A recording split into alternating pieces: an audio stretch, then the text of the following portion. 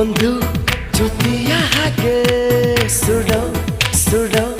ಬೆಂಕಿಯಲ್ಲ ಅದು ಒಂದು ಭುವಿಯ ಹಾಗೆ ನಿರಂತರ ಈ ಪ್ರೇಮ ಸ್ವರ ಈ ಪ್ರೀತಿ ಆಕಾಶಕ್ಕೂ ಎತ್ತರ